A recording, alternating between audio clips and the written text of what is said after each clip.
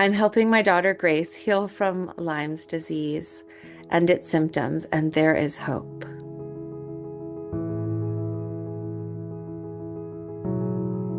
Grace is my first daughter, and when she was born, she was 100% neurotypical, healthy in every way, and we were just delighted.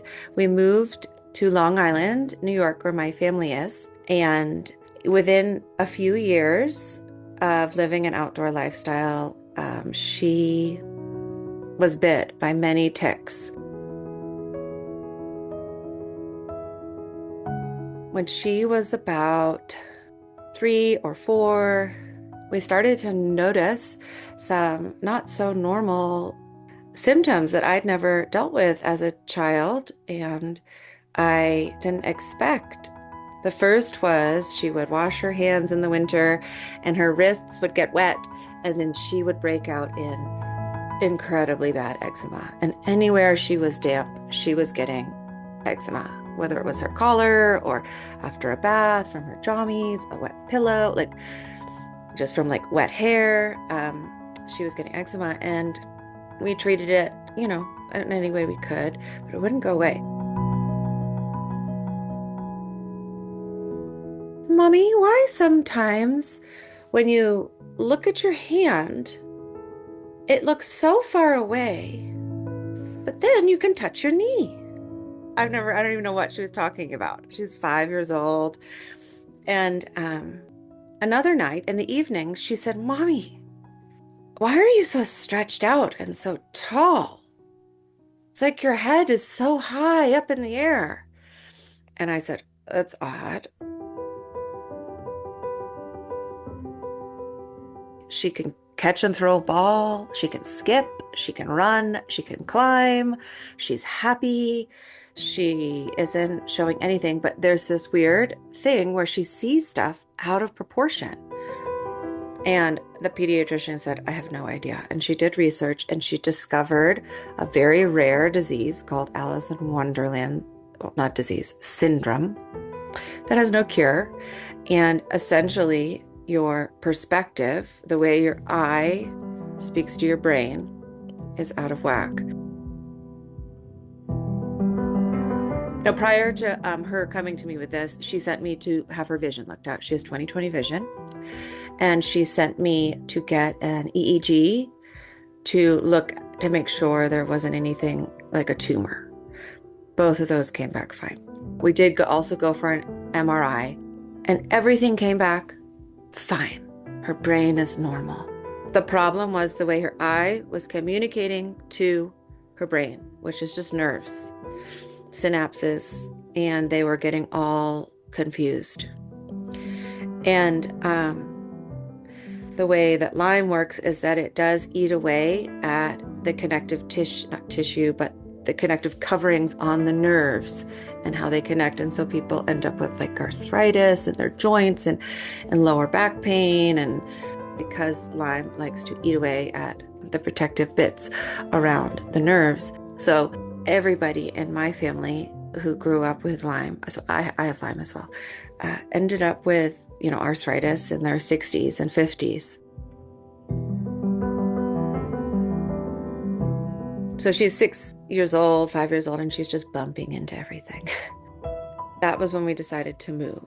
So we moved from Long Island, New York, and we sold our home, bought a camper, and renovated it, and bought a big truck, and just started driving. We were planning on going to Oregon, and we made it as far as Colorado Springs, realized that the tick population was down, the homeschooling population was up, and we were like, all right, that's where we stayed. I, at this time, had been following Dr. Rawls and really wanting to be able to afford his supplements. But they're very expensive for us as a young family at that time. And I decided before I put my daughter on it, I would put myself on it. My sleep improved, my brain fog, which I thought was just part of motherhood, improved. My ability to multitask improved. And in general, I was feeling more optimistic, one, because we'd moved and we could be outside again, and two, because I was starting to feel like my immune system was, I just felt better. And I said, all right, I'm going to try this for my kids. And I started with like a sixth of a dose that she should have. So I was popping open the little capsules and pouring out a little powder and putting it in a new capsule. And so I was very careful. So we, upped the dose to like a third of a dose for their weight and kept at it. And if I saw anything like grumpiness or agitation, it's not like they could explain to me what they were really going through that well. I just pulled back a few days and let them rest and gave them water and, lots of hydration and just let them flush their body out, Epsom salt baths and things like that. We just, slowly made it through. It took a long time to make it through all the whole kit. Many months of those little pills sitting on their napkin next to their breakfast, lunch, and dinner. And we also, during that time, changed our lifestyle. Sometimes they'd sleep 10, 12 hours at night, and I didn't wake them. I didn't, and there's nothing wrong with waking your kids up in the morning, but they needed the sleep, and the sleep was important. And then we just didn't say yes to a lot of things, like the extracurricular preschool stuff and the event here and the opportunity here for horseback riding or whatever it was, soccer. And that restful lifestyle that we chose, being in the sunshine, being outdoors, and the kids also just totally rejected shoes. So there's something to be said about grounding. They were barefoot unless it was under 30 degrees out. And I'm not kidding. If it was 45 degrees out, they were barefoot. And I think it was really good for them. Just as far as the healing journey. 10 to 12 years old, fully recovered, living a normal life. She's just this happy, free child. She is a natural little leader, socialite with her friends, so outgoing and like a little dreamer. Mommy, can we do this today? Like, what do we, remember you said, let's try that. Can we go here, Mommy? Like every day. What are we doing today? Just this happy, free child. It is going to be a slow process, but don't give up. There's light at the end of the tunnel. There's hope along the way. You will see recovery. It's not going to be a quick fix.